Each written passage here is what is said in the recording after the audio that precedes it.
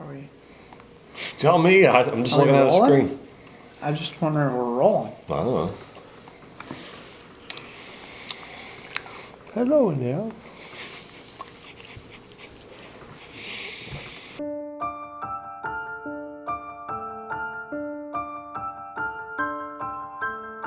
Our main goal is to get these bucks to maturity at 5.5, and we understand that we have to pick up new principles and ways of improving.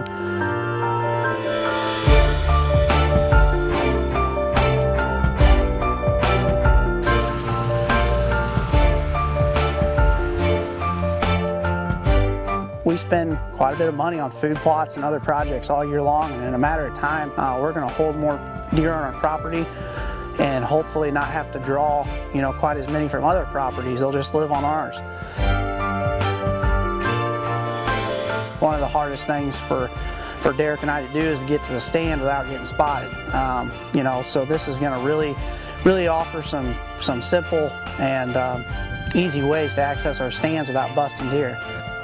And one of the best things that you can do for your property is doing some chainsaw management.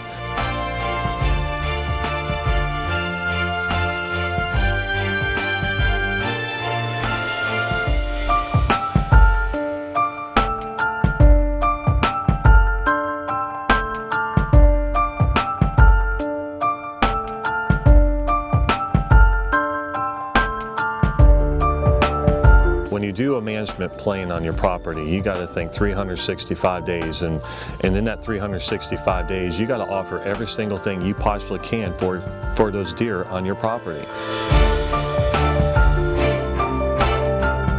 Our property is giant white oaks. It's open, very open, and in the rut, it's beautiful. So you can watch deer for just hundreds of yards and run does through the woods, and those giant oaks are, as pretty as can be, but we understand we need to get some thick stuff and get some bedding areas established for these deer.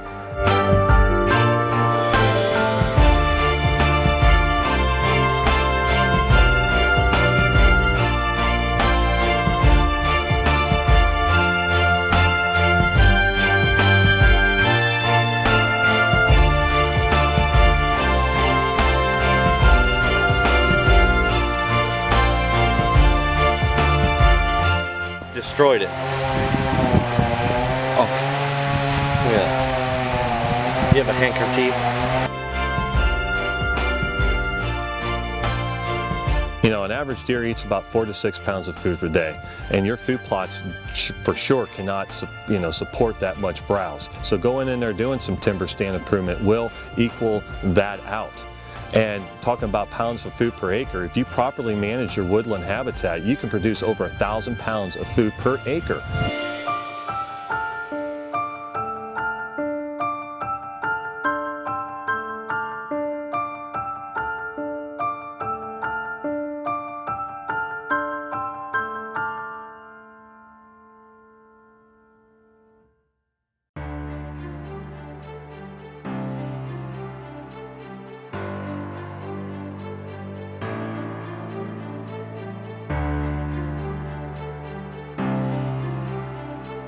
Because across the road here, that's all it is log timber. Okay. Our timber's virgin timber. It's never been logged. It's just giant white oaks. The goal here is to create bedding. Correct. Bedding cover, keep them on the property longer. Right. It's cold outside.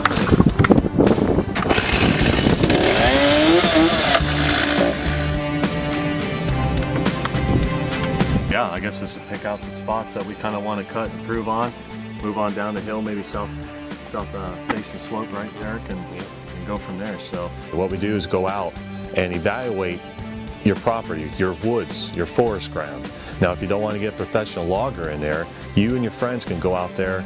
It's perfect time. While you're in a tree stand, you should have been thinking about how can we make this better. You always got to remember, 70% of a deer's diet is forbs and browse. And by going out there with some chainsaws and letting that sunlight hit that forest floor, you're going to have all that cover that equals food, high protein.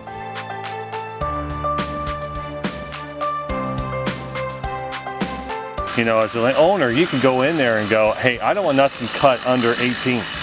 You are the owner, you know. You can make that decision. I don't want anything under 18, you know. That way you can continue year after year or every couple of years, you know, keep cutting and stuff on this. But this woods here, yeah, you might start losing value on it. So.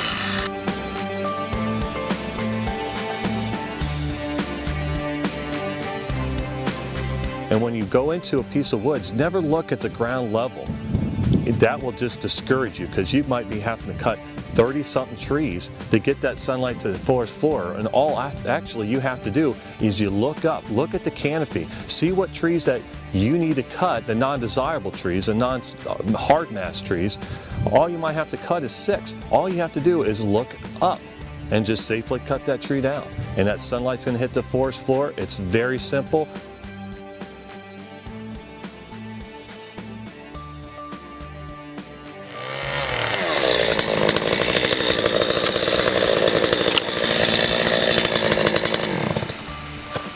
Basically, Ross, this is all a hinge cut is. You're just cutting the tree, you know, in half preferably, or, you know, in this case, 3/4. Tree fell down, you're still going to be producing leaves. This tree's not going to live forever, but it's still, you know, the deer, the food's up there. The deer can access the leaves, get the twigs and stuff to eat. But the big thing about it is sunlight hitting the forest floor. Tree's still going to grow, but the sunlight's hitting the forest floor. It's all a hinge cut. That is what a hinge cut's supposed to look like right there.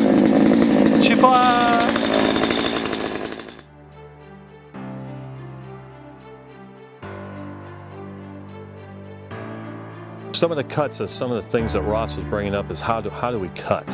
You know, there's all this talk about hinge cuts, and what is a hinge cut? Do we cut the tree totally off the ground? And the answer is, you want to do all the above. Diversify your cuts. Do some way and some the other way. You can't do it necessarily wrong. Just get the tree down to the ground and try to fell everything in the same direction. You don't want just a piled mess. You know, this stuff, you're running a chainsaw, this stuff's gonna be dangerous. When you come out to every tree, cut everything around it, clear the area. It's very important. You know, put your man pride aside, because it's this tree right here that I'm gonna cut. You know, if something goes wrong and I walk backwards, I'm gonna trip on something. You know, a lot of guys walk up to a tree and, yeah, I'm a lumberjack. No, take the time, clear out the area. That way, everything's safe. You have the skills of, you know, management, manipulation. Go out there and do it. You can create funnel areas going up to a food plot.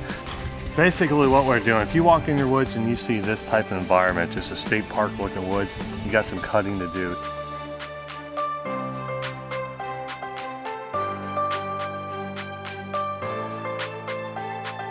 Shoot down the hill, sunny side of the slope, you know, for bedding late season and stuff. And what we're doing here is, like I said, putting sunlight on the forest floor, and you look around, there is what browser is. It is heavily browsed, and it's just it's a biological desert, really. You know, thinking back after talking about these, you know, hinge cuttings and creating brush, what really brought to our attention was the old deadfalls that were on the property, and how often we saw bucks get up from bed there, and how often they came in, you know, in the mornings from those certain areas. And one buck in particular that I can remember is Trunks. He came out of one of the most natural, thickest areas that we have on the property, and he was lucky enough to harvest that deer.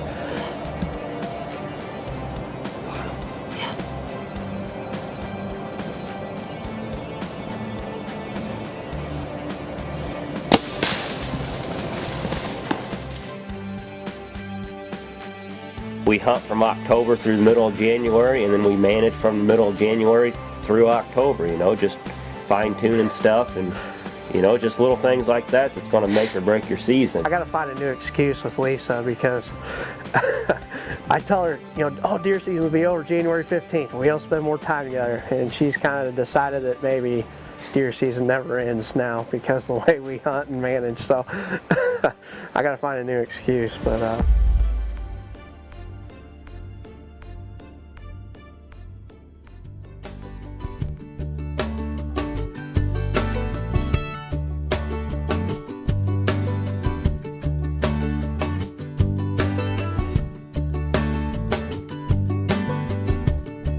There's a place I go, tucked back in the pines, where a green